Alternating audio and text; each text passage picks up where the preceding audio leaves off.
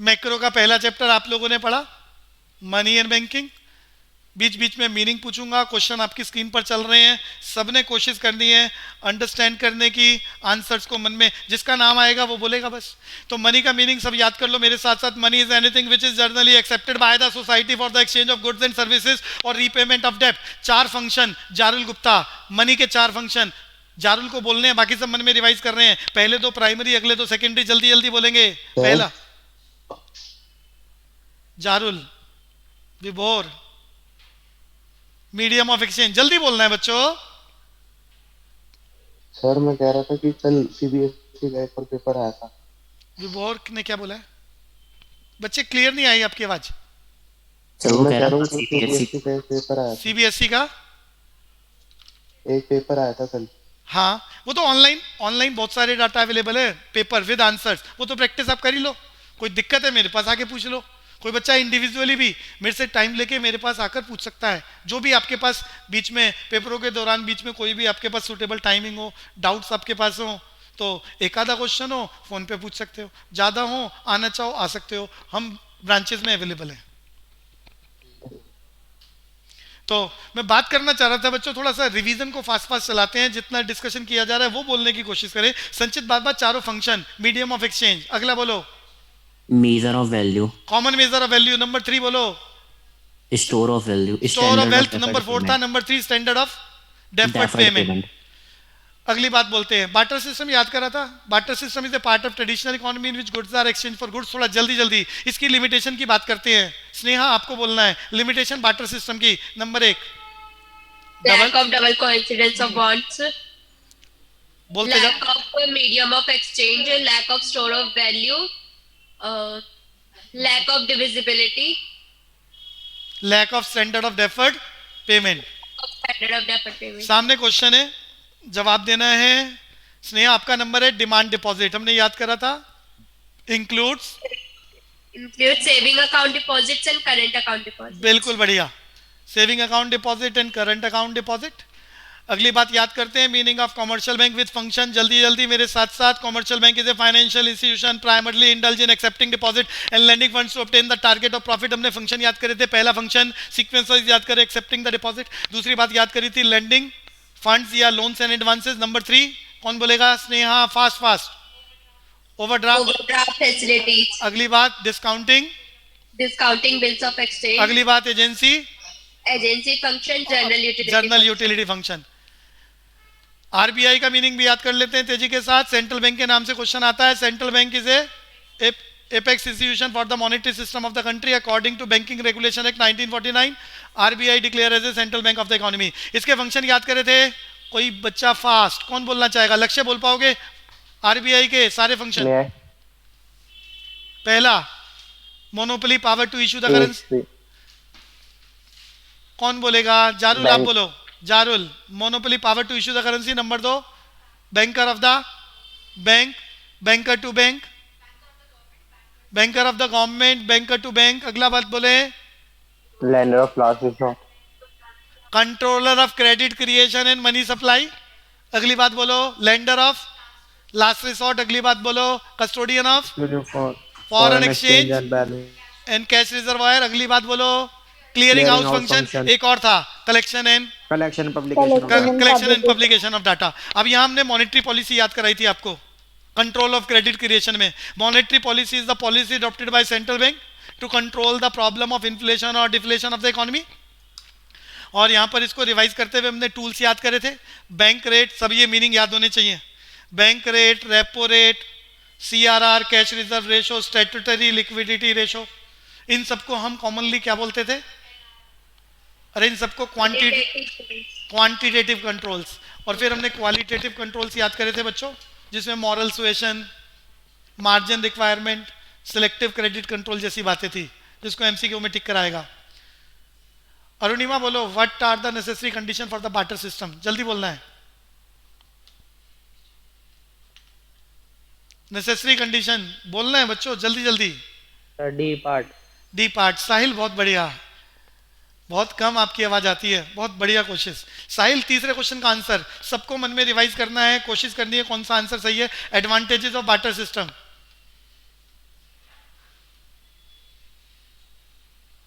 Simple D part होगा सही। हाँ, कोई इकोनॉमिक डिस्पैरिटी नहीं होती, मोर म्यूचुअल कोऑपरेशन है, सिंपल सिस्टम है। अगले क्वेश्चन पर चलेगा बच्चों, which one of is the difficult in the barter system? Sahil आपको ही बोलना है, difficulty in the barter system. तो इसका भी डी पार्ट है। बढ़िया बात, तो अभी अभी आपने रिवीजन करी है। महक आपका नंबर आ गया, महक Goyal. Correct order of money evolution याद कराया था मैंने, मनी का प्रादुर्भाव कैसे हुआ है। सबसे पहले हमने कॉमोडिटी मनी याद करी थी, बोलते जाओ बच्चों। D part, commodity money, commodity metal money, money, फिर paper money, credit metal, money. Paper और क्रेडिट, बिल्कुल बढ़िया, बिल्कुल बढ़िया जी। फुल बॉडीड मनी का मीनिंग बताएं Mahak Goyal, full bodied money. When intrinsic value of money is equal to its face value. पुराने When it जमाने is में known जो as full bodied money. पुराने जमाने में जो सिक्के के ऊपर लिखा था वही उसकी मेटल की वैल्यू होती थी, तो face value is equal to its intrinsic value, full bodied money. और आज के ज़माने के जो सिक्के हैं उस पर जो लिखा है वो ज़्यादा है, जो उसकी वैल्यू है वो कम है, इसे क्या बोलते हैं? Representative full bodied money. आगे चलेंगे, legal tender money. Mahak Goyal बोलो, legal tender money. Money which is legally enforceable by the law. For example paper currency of India. Mahak Goyal आपको ये आंसर बोलने हैं, included in the primary function of money. Both A and B. Both A and B, आपको ही बोलना है। अगला question, which one is included in the secondary function of money? Standard of deferred payment in store of value, कौन सा answer है? All of the above. All of the above, बिल्कुल ठीक है जी। आगे चलते हैं, सप्लाई ऑफ मनी। हमने मनी सप्लाई याद करा था। मेरा क्वेश्चन है महक गोयल, जो मनी सप्लाई है स्टॉक कंसेप्ट है या फ्लो कंसेप्ट है? Stock. स्टॉक कंसेप्ट हमने मीनिंग में याद करा है, पॉइंट ऑफ टाइम की घटना है, बहुत ध्यान से करना है। तो एक पॉइंट ऑफ टाइम पर जितनी currency circulated through out the country with coins, वो सारा का सारा मनी सप्लाई। हमने 4 फार्मूले याद करें पुराने जमाने में, M1, वक्त बदलने पर M2, फिर M3, फिर M4। सिर्फ M4 का फार्मूला जारुल गुप्ता या महक गोयल, जल्दी बोलना है। M4 C plus DD plus, जल्दी।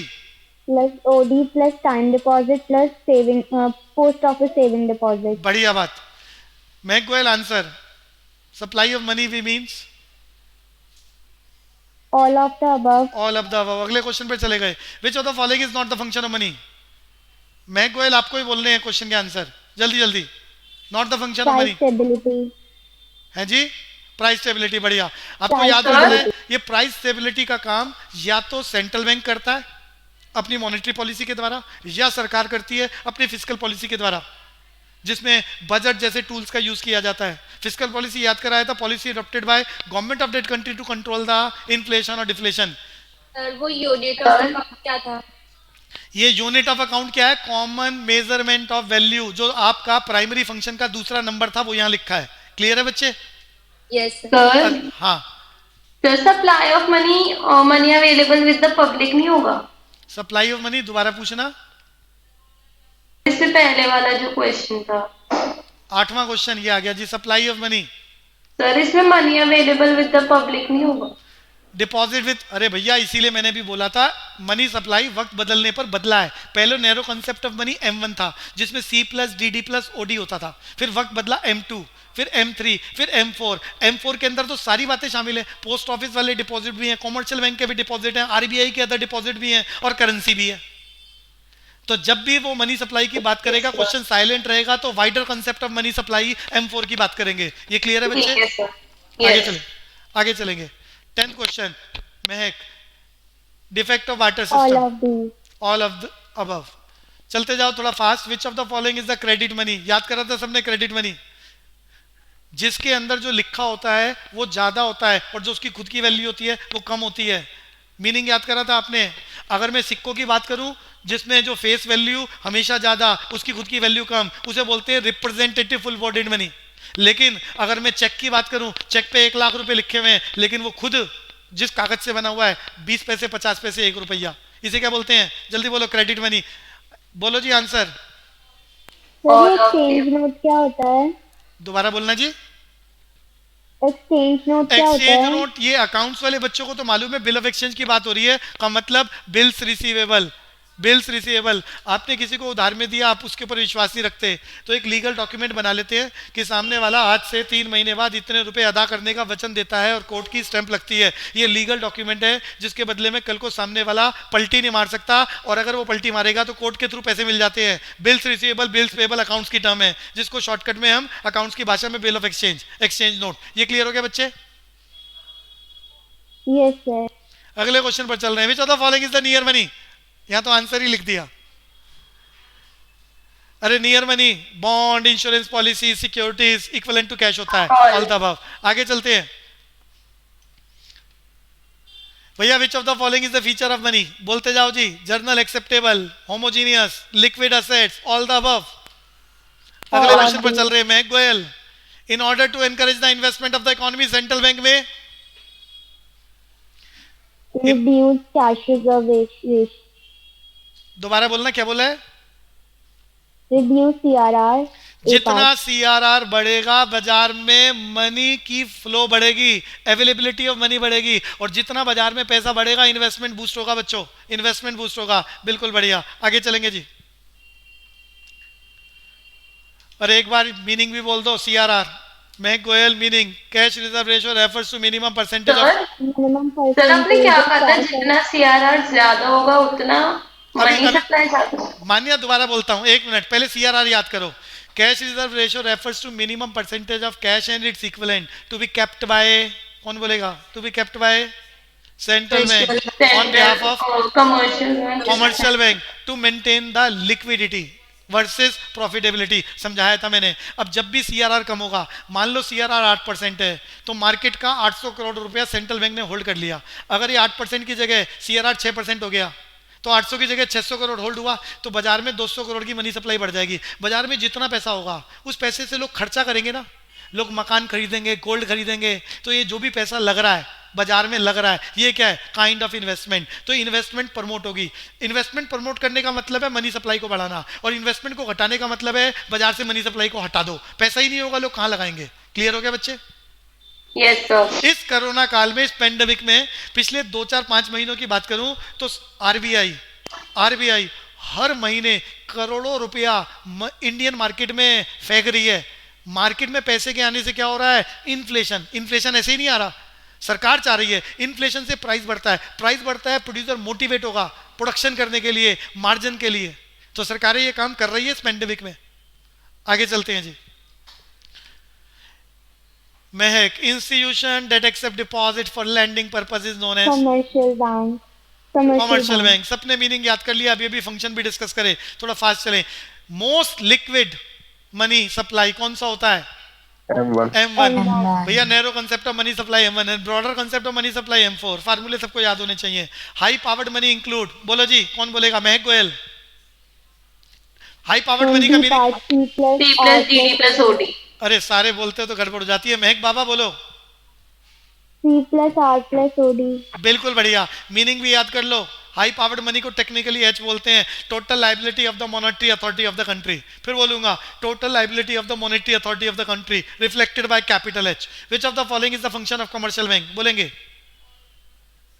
बोलो बच्चों। All of these. All of the above. Central banks can increase the availability of credit by, बोलो महक गोयल। बाई का भैया बाजार में पैसा बढ़ाना है, क्या करेंगे?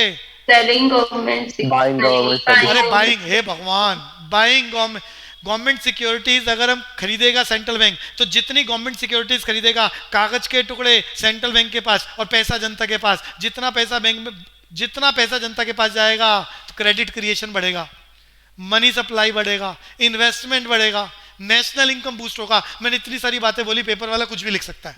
क्लियर हो गया बच्चों? बिल्कुल ठीक है। आगे चलेंगे। Giving permission to withdraw money by an amount more than deposit is known as?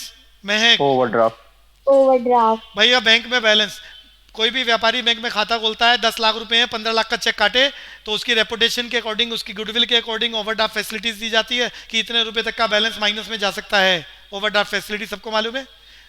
This facility provided by commercial bank to अरे करंट अकाउंट वाले को मिलता है करंट अकाउंट डिपॉजिट, या व्यापारी को मिलता है डिमांड डिपॉजिट? महक Goyal. Option B. Saving part. Account deposit ये रिपीट हो रहा है, चलते हैं आगे. विच of the following is not the function of commercial bank? जल्दी बताना है.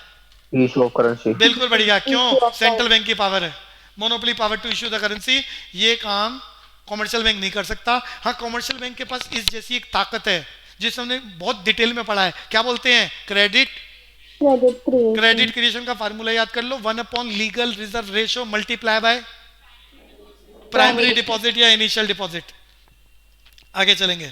भैया हाँ, भैया एक क्वेश्चन था, मतलब कि सेंट्रल बैंक करेंसी को प्रिंट भी करता है, तो कुछ बुकों में आंसर तो यस दिया था लेकिन कुछ में नो दिया था. नहीं नहीं, यस, सेंट्रल बैंक ही तो प्रिंट करता है. नहीं भैया, जिसमें नो दिया था उसमें लिखा था कि प्रिंट नहीं करता, वो इशू करता सिर्फ.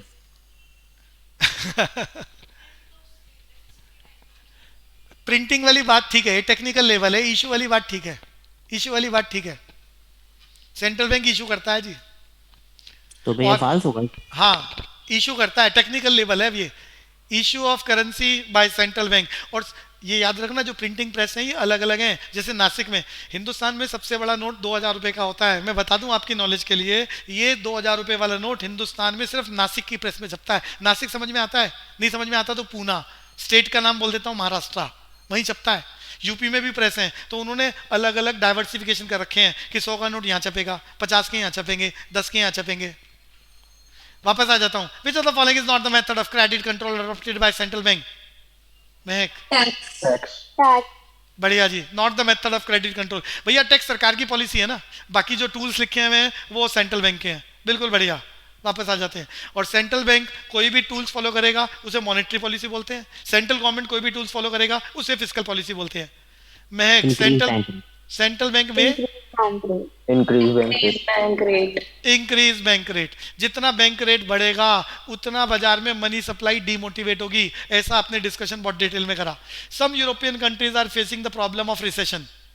आजकल भैया यही सिचुएशन चल रही है, मंदे का दौर चल रहा है यूरोप में. और इंडिया में भी मंदा चलता, रिसेशन चलता, लेकिन सरकार ने पहले से ही सेंट्रल बैंक के साथ मिलकर प्री प्लान बाजार में मनी सप्लाई बहुत तेजी से करनी शुरू कर दी, जिससे इन्फ्लेशन का सिचुएशन आया, प्राइस शूटअप हो गया और सारे प्रोडक्शन यूनिट्स, बड़े बड़े हाउसेस प्रोडक्शन को एनलार्ज करने की कोशिश कर रहे हैं. जिसका example GST, year after year, हर महीने पिछले साल के कंपैरिजन में या पिछले महीने के कंपैरिजन में जीएसटी की कलेक्शन सरकार के पास और ज्यादा आ रही है. तो European countries are facing the problem of recession. Which of the following will be appropriate to control the recession? Recession को कंट्रोल करने के लिए मॉनेटरी पॉलिसी में सेंट्रल बैंक क्या करे? बोलो जी. बाजार में मनी सप्लाई बढ़ानी है. All the above. सारे All of the decision, above. जितने भी डिसीजन लिख रहे हैं बाजार में मनी सप्लाई को बढ़ाने के हैं. और जितना मनी सप्लाई बढ़ेगी उतना डिमांड बढ़ेगी चीजों की और रिसेशन का काम खत्म होगा. चलते हैं अगले क्वेश्चन पर, थोड़ा फास्ट चलना है. Sir, recession deflation ही होता है. हाँ, रिसेशन डिफ्लेशन का ही दूसरा नाम है. Fall in the price of A commodity. If an economy is to control the recession like most of the eurozone nations, which of the following can be appropriate? बोलो जल्दी से. Both Both हैं. and B. Both Both and and B. B. थोड़ा fast चलें जी और chapter भी कर पाए. Money supply include All deposit in the bank. All deposit in the bank. और कोई answer? Only demand. Only demand deposit in bank. all deposit. All deposit in bank आएगा sir जी. आपने कहा था साइलेंट होगा तो सारे आएंगे. है जी. सर आपने कहा था अभी की क्वेश्चन साइलेंट होगा हाँ हाँ, तो नहीं मैं मना थोड़ा ना कर रहा हूँ. All deposit with the bank, बिल्कुल ठीक है. चलते जाओ. 28 जल्दी बोलो. Main source of money supply in the economy? Central bank. both and B. अब यहाँ गवर्नमेंट का भी रोल है. Is the main source of money supply in the economy. बोलो जी.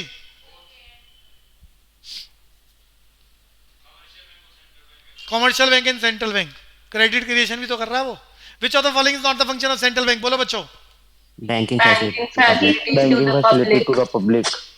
Banking facility to the public. बिल्कुल जी. Not the function. Central bank का public से कोई लेना देना नहीं है.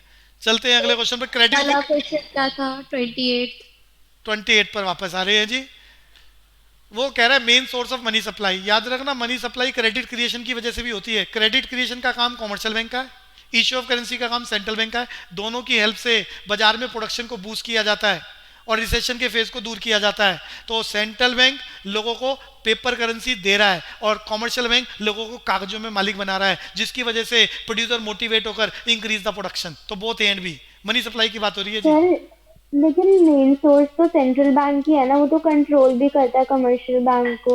नहीं, कंट्रोल तो करेगा, वो तो बात ठीक है। वो यह कह रहा है मनी सप्लाई का मेन सोर्स क्या है, सेंट्रल बैंक के साथ कमर्शियल बैंक भी है। आज डेवलप्ड कंट्रियों में भैया फिजिकल करेंसी तो चल ही नहीं रही, लोग प्लास्टिक करेंसी, डिजिटल एप्स के माध्यम से दुनिया भर की कलेक्शन ले रहे हैं और दे रहे हैं, और सिर्फ कागजों में ही प्रोडक्शन हो रहा है। नेशनल इनकम बूस्ट हो रही है, मनी सप्लाई इंक्रीज हो रही है, सिर्फ पेपर में ही, सिर्फ पेपर में ही। तो ये भी मनी सप्लाई का सोर्स है, जो आज पूरी दुनिया में कमर्शियल बैंकों का काम है। Most important developmental function of commercial bank now A days क्या, क्रेडिट क्रिएशन। तो यहां मनी सप्लाई की बात हो रही है, इशू ऑफ करेंसी की बात नहीं कर रहा। क्लियर है जी? Yes, sir. आगे Yes, चलें, sir. आगे चले। 30th Mahak Goyal fast, credit creation of commercial bank determined by the All of the above. All of All the of the above. Chapter बदल रहा है, गवर्नमेंट बजट थोड़ा और फास्ट करेंगे जी। 1 year. 1 year। 1 year. जल्दी से एक बार रिवाइज कर रहे हैं गवर्नमेंट बजट का meaning. Government budget is an annual financial statement which reflect the estimated receipt and estimated And expenditure of the estimated government expenditure in of the respect of government fiscal for year. the fiscal year. अरे मन में revise कर लो ताकि बाकियों को भी सुन पाए। तो फिर दोबारा रिवाइज कर रहे हैं, और इसके साथ साथ हमने इसके फंक्शंस भी याद करे थे, मेजर फंक्शंस। तो government budget is an annual financial statement which reflect the estimated receipt and estimated expenditure of the government in respect of fiscal year. बोलो इसके function, Mahak Goyal. Number 1 economic growth, Reallocation of resources, economic growth, price stability, development of infrastructure and development. Serial wise कौन बोलेगा? Economic growth, reduction of poverty and unemployment. Number 3 reallocation of resources in respect of income and wealth. अगली बात price stability. अरे clear है बच्चों? अनुभव, चलूं आगे। What is the period for which government budget is prepared? आपको मालूम है 1 साल, और ये अकाउंटिंग ईयर 1 अप्रैल से 31 मार्च। आगे चलेंगे। What is the fiscal year in India for which government budget is April prepared? to March. April to March. April to March. Finance minister announce करते हैं, तारीख याद दिला दी है, कौन बताएगा कब होता है First budget? February. 1 February. 1 February. Which is not the objective of the government budget? जल्दी बताएं। Export promotion. Export promotion. Export export promotion नहीं होता है। एक्सपोर्ट प्रमोशन का काम एग्जिम बैंक के द्वारा किया जाता है। गवर्नमेंट इसकी पॉलिसी बनाती है ताकि बीओपी को मेट किया जा सके। What is the Option C. C. Option C, estimated expenditure और एस्टिमेटेड रेवेन्यूज को रिफ्लेक्ट किया जाता है गवर्नमेंट बजट के अंदर इन रिस्पेक्ट ऑफ आने वाला साल बाय द फाइनेंस मिनिस्टर। अब यहाँ पर हमने बातें याद करी थी, capital nature, revenue Custom nature. duty. तो हम एक बार Custom रिवाइज कर लो। duty. कैपिटल नेचर और रेवेन्यू नेचर, चाहे रिसिप्ट हो चाहे एक्सपेंडिचर हो। कैपिटल नेचर की बात करेंगे तो असेट्स लायबिलिटी इन्फ्लुएंस होते हैं, रेवेन्यू नेचर की बात करेंगे तो असेट्स लायबिलिटी इन्फ्लुएंस नहीं होते। दूसरी बात याद कराई थी, कैपिटल नेचर बड़ा अमाउंट होता है जो नॉन रिकरिंग इन नेचर का होता है, जबकि रेवेन्यू नेचर का चाहे रिसिप्ट हो चाहे वो एक्सपेंडिचर हो, वो क्या होता है, रिकरिंग इन नेचर का होता है। फिर इसके आपने स्ट्रक्चर में सारे एग्जांपल्स याद करने हैं जो याद कराए थे। टैक्स को फर्दर क्लासिफाइड करा था कितने नामों में? प्रोग्रेसिव टैक्स सिस्टम का दूसरा नाम बताओ पूरी class. Progressive tax system, Direct tax. Direct. Direct tax. Direct tax के एग्जांपल याद होने चाहिए, इनकम टैक्स जैसे। ऐसे ही हमने एक प्रोपोर्शनेट टैक्स सिस्टम याद करा था कैपिटल गेन के नाम से। अब बात करते हैं हम यहाँ रिग्रेसिव टैक्स सिस्टम का दूसरा नाम बताओ। Indirect tax. Indirect tax example GST है। जीएसटी के full form goods and GST. Service tax Hindustan में कब इंट्रोड्यूस हुआ? तारीख बताओ। 1 जुलाई, जल्दी बोलना है। 2017. 2017। वापस आ रहे हैं, नॉन टैक्स रेवेन्यू भी हमने याद करा था रेवेन्यू नेचर में। एग्जाम्पल बता सकते हो Mahak Goyal? 2 example non tax revenue, profit, fines Tax sheet. Gift और फिर donation. कैपिटल नेचर की रिसिप्ट और कैपिटल नेचर के एक्सपेंडिचर। और चलते हैं सामने वाले क्वेश्चन पर। Mahak, tax revenue of the government बोलो जी। Custom duty. एक ही बच्चा बोल रहा है कस्टम ड्यूटी। आगे चलेंगे। Identify the capital receipts of the government बोलो जी। Loan capital, from public. Loan for Loan from public. Loan from public. Identify the revenue receipt of the government बोलो। Profit of a public sector. profit of a Profit public of sector. ACA. बढ़िया, आगे चलते हैं। Include in revenue receipt बोलो जी। All of the All of the the above. Revenue receipt, बिल्कुल बढ़िया। Included in capital receipt all of the above. All all of of the the above. Which of the following is not the capital receipt? Sale of Sale of public sector. Sale of public sector undertaking. Interest received on loan. Interest वाली बात बिल्कुल ठीक है भैया, वो कह रहे हैं नॉट द कैपिटल रिसिप्ट, पहला बोरोइंग, दूसरा पीएसयू को बेच रहे हैं, दोनों कैपिटल नेचर के हैं, असेट्स लायबिलिटी इन्फ्लुएंस हो रही है, लोन भी कैपिटल नेचर का है। क्लियर है बच्चों? Yes sir. आगे चलेंगे। Which of the following is not the revenue receipt? Fast, not the revenue receipt, capital nature की बात कर रहा हूं। फॉरेन डेट, फॉरेन डेप्ट, Foreign debt. बढ़िया बात, आगे चलेंगे जी। Following following is the Gift direct tax, बोलो जी। गिफ्ट टैक्स, गिफ्ट टैक्स बिल्कुल ठीक है। बाकी तीनों के तीनों इनडायरेक्ट टैक्स, जिसका दूसरा नाम रिग्रेसिव टैक्स सिस्टम, जिसमें टैक्स रेट्स और लेवल ऑफ प्रोडक्शन में इनवर्स रिलेशन होता है। गिफ्ट टैक्स डायरेक्ट टैक्स है, बोले तो same relation between the tax rates and the level of income. Which of the following is indirect tax? बोलो जी। Wealth tax, Service. Wealth tax Hindustan में है जी। Service tax, The service tax. Service tax, indirect tax बच्चों, service tax लगता है service provider पर charge किया जा रहा है कस्टमर से, इनडायरेक्ट टैक्स बिल्कुल बढ़िया। रिग्रेसिव टैक्स सिस्टम भी बोलते हैं। Which of the following is the revenue expenditure? Fast में payment of interest on, payment of, कौन बोलेगा कोई और? Payment ए पार्ट of बिल्कुल ठीक है। Payment of बाकी, interest. बाकी तीनों कैपिटल नेचर के हैं जी। Which of the following is the capital expenditure? Purchase of shares. Purchase of shares बिल्कुल ठीक है। बाकी तीनों रेवेन्यू नेचर। डेफिसिट इंडिकेट, हमने अभी यहाँ घाटे याद करें Fiscal बच्चों, deficit. सामने जल्दी से रिवाइज करो। Fiscal deficit, Hindustan developing economy है, तो सरकार हिंदुस्तान में पिछले 75 सालों में कोशिश करती है जितना सरकार के पास कलेक्शन आए एस्टिमेटेड रिसिप्ट के नाम से, उससे ज़्यादा खर्च करे, ताकि इकोनॉमी में प्रोडक्शन कैपेसिटी को एनहांस किया जा सके, एम्प्लॉयमेंट अपॉर्चुनिटीज़ को बूस्ट किया जा सके, मेजर चैलेंजेस से हम निजात पा सके। इसके लिए सरकार हमेशा घाटे का बजट बनाती है हिंदुस्तान में, जिसमें पहली बात आपने याद करी है डेफिसिट बजट, जिसमें estimated expenditure is more than estimated receipt. फिर आपने याद करी चार technical terms. Fiscal deficit formula कौन बोलेगा? Mahak Goyal. Estimated expenditure minus estimated receipt expenditure except minus estimated Borrowing. excluding except borrowing. Borrowing, excluding borrowing. फिर आपने दूसरी बात याद करी रेवेन्यू डेफिसिट, बोले तो revenue expenditure minus, revenue receipt, revenue और रिसिप्ट, फिर आपने तीसरे नंबर पर प्राइमरी डेफिसिट याद करा। अच्छा fiscal deficit Fiscal minus, deficit fiscal minus deficit interest minus payment. Minus interest interest payment, payment. और फिस्कल डेफिसिट का एक और नाम आपने याद करा था बोरोइंग्स। Borrowing. बढ़िया बात। तो यहाँ बता दो कौन सा डेफिसिट इंडिकेट द बोरोइंग्स? बोलो Fiscal जी। deficit. Fiscal Fiscal deficit. Deficit, safe level of fiscal deficit याद कराया था, बोलो 5% ऑफ जीडीपी। 5% जीडीपी बोले तो नेशनल इनकम की बात हो रही है। बचपन में नेशनल इनकम का मीनिंग याद करा चुका हूं, monetary value of final goods and services in accounting year by the normal resident of country. Which deficit represent the excess of total revenue expenditure over the revenue receipt? बोलो जी, revenue expenditure ज्यादा है। Budgetary deficit, बढ़िया। Primary deficit किसके बराबर होता है बताना है? Borrowing less Borrowing interest less payment, interest payment. Borrowing minus interest payment. C वाली बात बिल्कुल ठीक है। बोरोइंग बोले तो physical deficit minus interest payment. सबको मैंने इसकी इंप्लीकेशंस याद करा रखी है। ये घाटा जब भी सरकार अनाउंस करती है तो सजेशन मांगेंगे तो आप टिक कर सकते हो। सरकार किसी भी तरह खर्चों को घटाने का काम करेगी, कलेक्शन को बढ़ाने का काम करेगी। How it should be met, तो मैंने डेफिसिट फाइनेंसिंग बताया था, प्रिंटिंग ऑफ करेंसी की बात करी थी, बोरोइंग्स की बात करी थी from the internal source external source, balance of payment. एक बार मीनिंग रिवाइज कर रहे हैं। संचित बाबा, बैलेंस ऑफ पेमेंट का मीनिंग बोलो। Systematic record of all the economic transactions, all the between economic transaction between the resident of country and rest of the world during the given period of time। यहाँ पर आपने उसके कुछ features याद करे थे। चलते हैं आगे, आपको बताना है बैलेंस ऑफ पेमेंट डेफिसिट का मतलब क्या होता है। Excess of, Excess of autonomous payments upon autonomous receipt. बिल्कुल बढ़िया, बिल्कुल बढ़िया। ये वाला समझा दो एक बार कैसे? अच्छा जी, याद रखना जो हमने स्ट्रक्चर बताया था, ऑटोनोमस आइटम्स वाइडर कंसेप्ट है जिसको मेंटेन करती है हमारी central authority in capital account and current account, दोनों में मेंटेन करती है। करंट अकाउंट कैपिटल अकाउंट नहीं लिख पाओगे, तो यहां पर लिखेंगे जब भी autonomous payment, free flow of payment, हमारे देश से फ्री फ्लो ऑफ पेमेंट हमारे देश के 135 करोड़ लोगों के द्वारा ज़्यादा जा रही है और रिसिप्ट हमारे पास कम आ रही है, तभी तो बैलेंस ऑफ पेमेंट में घाटा है। और इस घाटे को पूरा करने के लिए सरकार जो भी कुछ करती है उसे बोलते हैं आइटम्स बिलो द ट्रांजेक्शन। और उन ट्रांजेक्शन्स को क्या बोला जाता है? मेरा क्वेश्चन है, जिसके द्वारा बीओपी बराबर किया जाता है। Option number 1 autonomous, Accommodating transaction. नहीं, इंडिपेंडेंट ट्रांजेक्शन या डिपेंडेंट ट्रांजेक्शन, क्या बोलेंगे उसे? Dependent. डिपेंडेंट ट्रांजेक्शन बोलते हैं। आइटम बिलो द लाइन होती है। नॉर्मली सरकार उसे जिस खाते में मेंटेन करती है, नॉर्मली हम बात कर रहे हैं, उसे हम क्या बोलते हैं? Capital account. Capital account. तो यहाँ पर ऑटोनोमस पेमेंट हमेशा ऑटोनोमस रिसिप्ट से ज्यादा हिंदुस्तान की position balance of payment deficit होता है।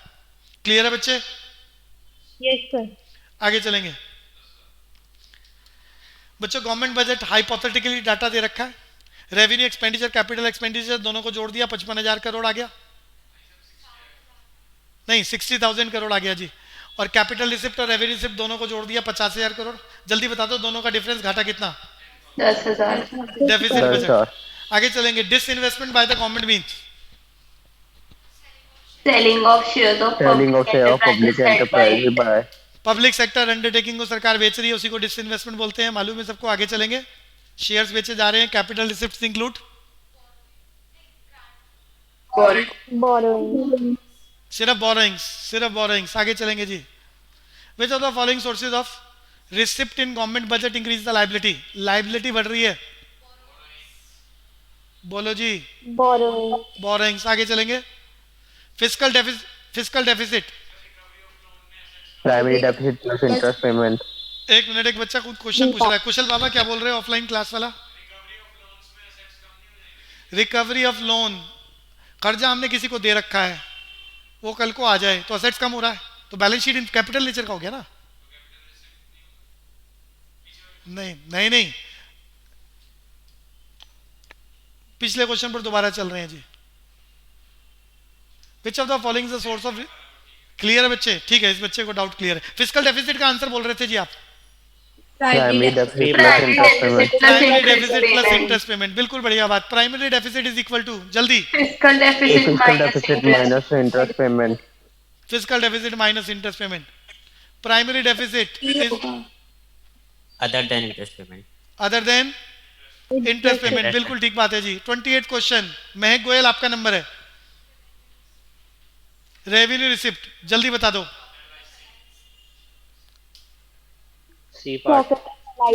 प्रॉफिट को देखते ही पता चल जाता है रेवेन्यू नेचर का है, बाकी सब में वो कैपिटल नेचर की बातें कर रहा है, बोरोइंग के नाम से, शेयर्स के नाम से। Identify which of the following statement is true? True statement बतानी है। महक गोयल आपका नंबर। Option D. डी। अरे डी अभी अभी आपने याद करा है, fiscal deficit, sum of primary deficit and interest payment, बिल्कुल ठीक बात। बोरोइंग ऑफ द गवर्नमेंट किसके बराबर Fiscal होती है? deficit. Fiscal deficit. अगले पर चलते हैं, non tax revenue is the following. Non tax revenue, Dividends. बिल्कुल बढ़िया, non tax revenue, dividend. Primary deficit in the government budget is Fiscal deficit minus Fiscal interest. deficit minus interest Kusal payment. बाबा, अच्छा D बोला है, ठीक बोला है। Direct tax is called direct because it is collected directly from the income earners. Income earners. Earners, बिल्कुल बढ़िया। Budget is a statement of estimated. Estimated receipt and expenditure. अब की बार सिर्फ, बाकी सब मन में भैया मन में बोलो, अब की बार सिर्फ संचित आंसर बोलेगा। ए टैक्स बर्डन, बोलो जी। इनडायरेक्ट। इनडायरेक्ट टैक्स, प्रोड्यूसर के ऊपर लग रहा है, कंज्यूमर पे कर रहा है। संचित बाबा, wealth tax is a, direct tax. बिल्कुल बढ़िया, जिसके ऊपर लगता है उसी के ऊपर उसी को पे करना पड़ता है। हिंदुस्तान से वेल टैक्स एक्ट खत्म हो चुका है, वापस आ जाओ। Fees fine and grants, Sanchit non tax receipts, बढ़िया। संचित बाबा, defence purchase is a part of capital. भैया राफेल के एग्जांपल लिए थे, राफेल को मेंटेन करने के लिए सरकार जितना पैसा खर्च कर रही है वो रेवेन्यू नेचर, लेकिन राफेल खरीद के ला रही है कैपिटल नेचर। संचित बाबा 6 क्वेश्चन, कौन सा रिसिप्ट है? Capital. Reduce the assets and create the liability, बोलो जी। कैपिटल। बैलेंस शीट इन्फ्लुएंस हो रही है, कैपिटल नेचर।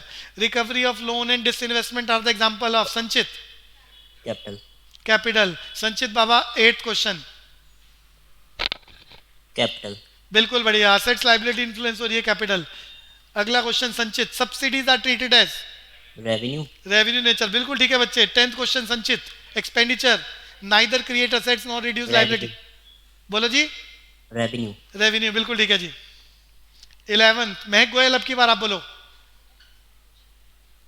कौन सा budget refers to the situation in which expenditure is more than the receipt? deficit, deficit. Mahak, balance budget बोले तो equal to equal होना estimated चाहिए। government. आगे चलते हैं जी।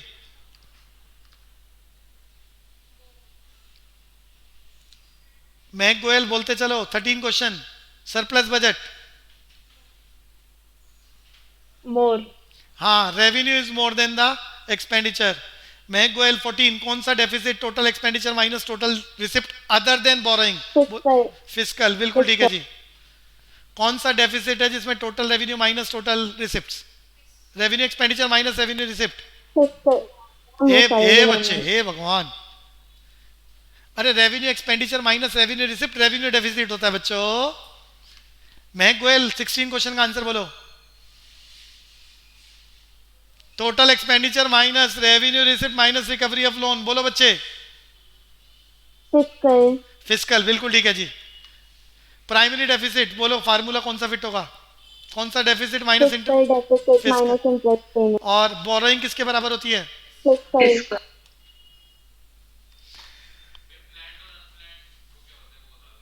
प्लैंड और अनप्लैंड किस चैप्टर में? प्लैंड और अनप्लैंड। अच्छा ध्यान से सुनना जी, इस दुनिया में जब भी भारत सरकार बजट के माध्यम से कोई भी पैसा खर्च करती है तो ये खर्चा दो प्रकार का होता है, developmental expenditure and non development expenditure. ध्यान से सुनना, जब भी सरकारें बजट के माध्यम से कोई पैसा खर्च करती है तो दो प्रकार की होती है।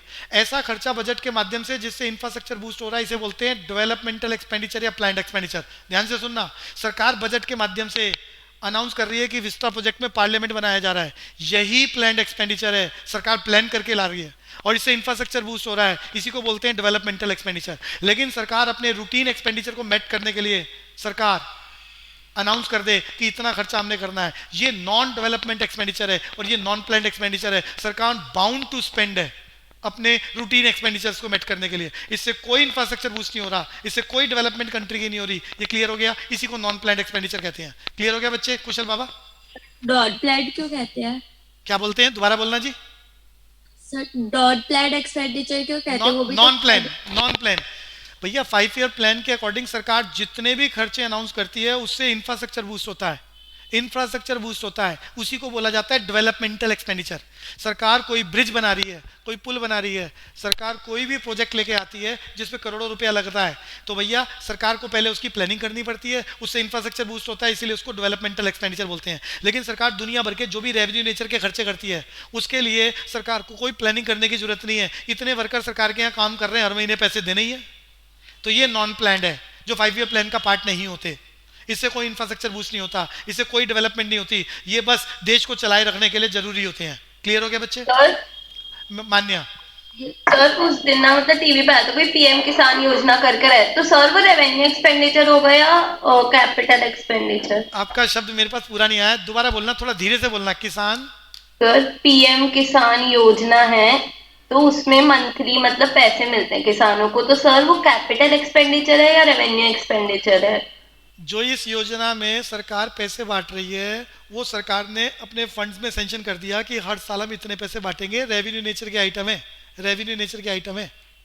अरे इस ऐसा समझ लो, अच्छा आसान बात समझाता हूँ, आप इसको रिलेट कर लिया करो। आप बताओ, ये it is a kind of subsidy given by government, treated as revenue nature. ये क्लियर हो गया बच्चे? क्लियर है? Yes sir. आगे चलेंगे जी।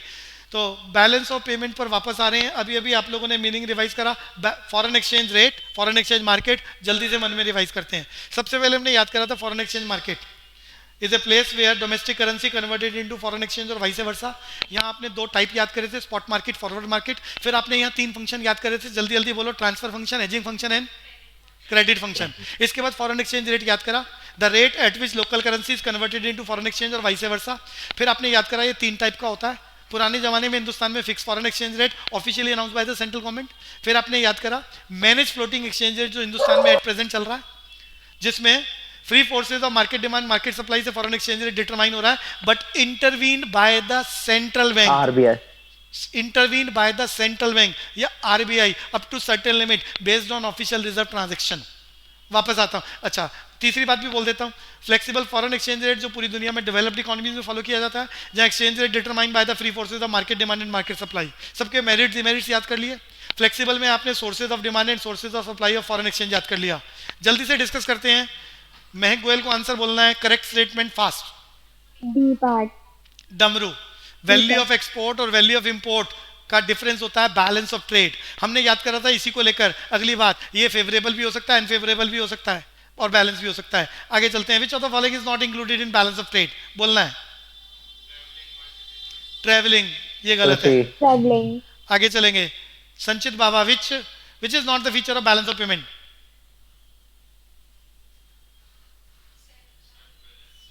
Sir Not the feature of balance of payment. includes invisible item and includes invisible item and excludes capital. वो कह रहा है include invisible and exclude capital transfer, ये तो गलत हो गया ना। आपने सबने फीचर्स में याद करा है, इसमें flow of goods, flow of services and capital nature की आइटमें होती हैं। सेल्फ बैलेंस भैया, अब ये ना जर्नल बात हो रही है। बैलेंस ऑफ पेमेंट अगर ऑटोमेटिक स्टेबलाइजर काम कर रहे हो, फ्लेक्सिबल फॉरेन एक्सचेंज रेट हो, डेवलप्ड इकोनॉमी की बात हो, तो वहाँ ऑटोमेटिकली बराबर होता है, करना नहीं पड़ता। लेकिन जब सरकार इंटरफेयर करती है फिक्स फॉरेन एक्सचेंज रेट में या मैनेज फ्लोटिंग एक्सचेंज रेट में, आरबीआई की इन्वॉल्वमेंट हो रही है, तो बीओपी को मैनेज करना पड़ता है।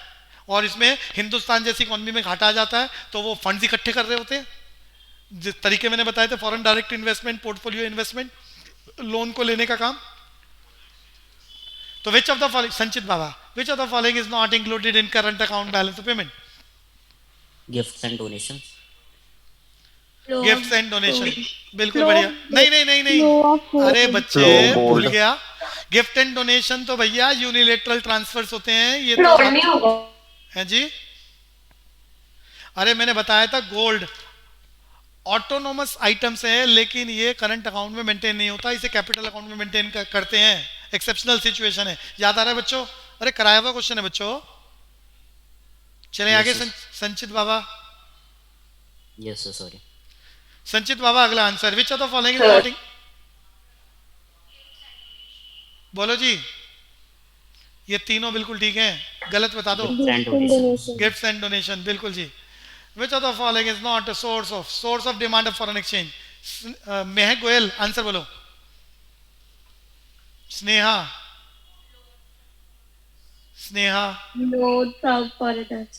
Loan from foreigners. स्नेहा अगला क्वेश्चन का answer, which of the following is not the source of supply foreign exchange? Discuss हो चुका है। Supply of Export of goods and services. Exports of, Exports of goods and Tourists services. going abroad. Tourists going abroad. अरे वो कह रहा है कौन सा सोर्स नहीं है सप्लाई ऑफ फॉरेन एक्सचेंज का, यानी डिमांड ऑफ फॉरेन एक्सचेज। बोलो कौन सा? टूरिस्ट गोइंग अब्रॉड, बिल्कुल ठीक है जी। Tourist going abroad. Not the causes of disequilibrium of balance of payment. बैलेंस ऑफ पेमेंट में जो हिंदुस्तान में डिसइक्विलिब्रियम आ रहा है, पुराने जमाने में फिक्स फॉरेन एक्सचेंज रेट की सिचुएशन में और आज के जमाने में मैनेज फ्लोटिंग एक्सचेंज रेट की सिचुएशन में, उसके तीन मेजर कारण होते हैं। पहला पॉलिटिकल इंस्टेबिलिटी, अरे पॉलिटिकल फैक्टर्स याद करे थे, जोग्राफिकल फैक्टर्स याद करे थे, और इकोनॉमिकल एंड बढ़िया। तो बोलो जी, यहाँ बात बताई थी बहुत बढ़िया समझा Low के। domestic price. Low domestic price. Normally price rise होता है या दाम घट रहे हैं, तो ये कारण नहीं है। दाम का बढ़ना कारण है डिसइक्विलिब्रियम का। आगे चलते हैं जी। Balance of payment deficit is the excess of, बोलो जी।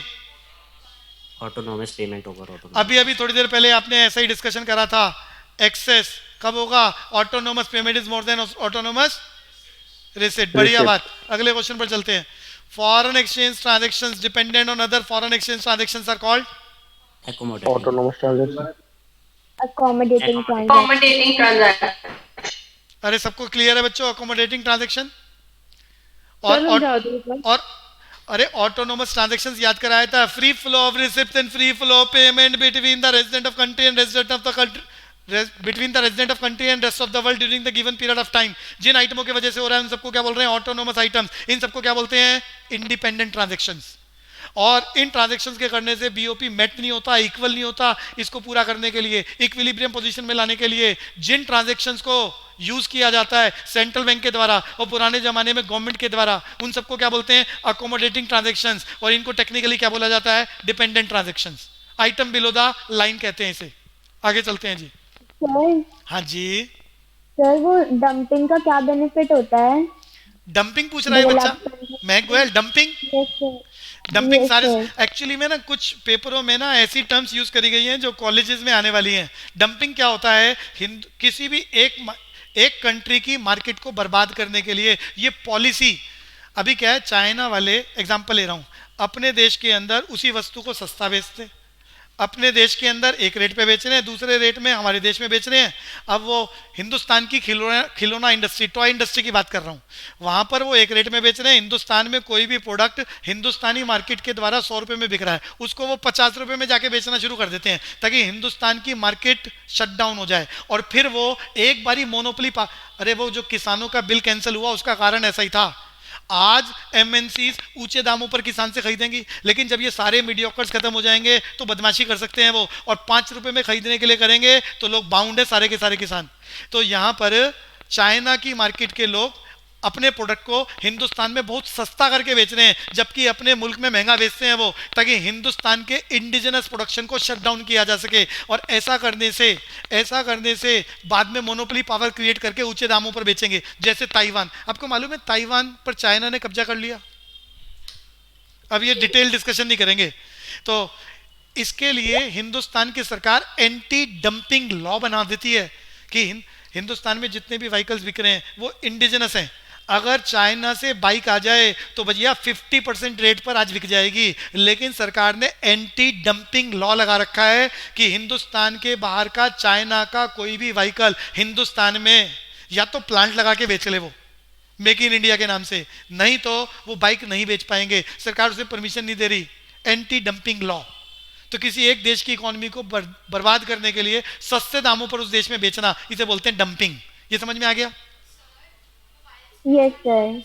एक बच्चा 1 मिनट क्वेश्चन पूछना चाह रहा है। आयशी, मोबाइल की एक बच्चा कह रहा है भैया मोबाइल के जो स्पेयर पार्ट्स हैं वो भी तो वहीं से आ रहे हैं। तो भैया बहुत सारी चीज़ें इलीगली भी आ जाती हैं और बहुत सारी चीज़ें सरकार एंटी डंपिंग लॉ में नहीं ला सकती, नहीं तो हिंदुस्तान की ग्रोथ रुक जाएगी। अब टेक्नोलॉजी हमें चाहिए, टेक्नोलॉजी में हम एडवांस नहीं है, तो हम बहुत सारी चीज़ों के लिए चाइना पर डिपेंडेंट है। तो उन चीज़ों को सरकार आने देना चाह रही है। हर चीज़ पर एंटी डंपिंग लॉ सरकार ने नहीं लगा रखा। देश की ग्रोथ को देखते हुए सरकार फैसला करती है। ये क्लियर हो गया महक गोयल? Yes sir. भैया समय की लिमिटेशन, आज की क्लास यहीं रोकना चाहेंगे। अच्छा मैं पूछना चाह रहा हूँ कल भी क्लास रख ले क्या? ऐसे ही थोड़ा सा मैनेज कर पाओगे? एक बार इंडियन इको की रिवीजन कर ले। Yes sir. तो कर लेंगे सर। तो कल का टाइमिंग आपका 7 to 8 सबको मालूम है। तो 7 to 8 हम क्लास रखेंगे, उसमें हम 7 to 8 में सर कल मत रखो प्लीज। मत रखो सर। अच्छा नहीं रखें? कल मत रखो। अच्छा ठीक है, फिर इको के पेपर वाले दिन ही रख लें। फिर बताओ कैसे करोगे? Yes sir. पेपरों में कितनी छुट्टी है? अरे पेपर में कितनी छुट्टी है? एक छुट्टी है सर। सर एक ही है। तो आप बताओ 14 को रख लें।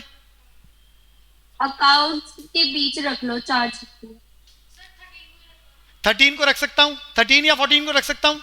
Yes sir. तो 13 या 14 को मैं मैसेज भेज दूंगा जी 13 14 को, तो वो क्लास रख लेंगे जी क्लास। ठीक है जी, बहुत अच्छे से तैयारी करें। ऑल द बेस्ट, सिर्फ पूरे नंबर लाएं। हमारी बेस्ट विशेज आप सबके लिए। तो पहला पेपर आपका इंग्लिश का, बहुत अच्छे से करें। ऑल द बेस्ट बच्चों। Thank you.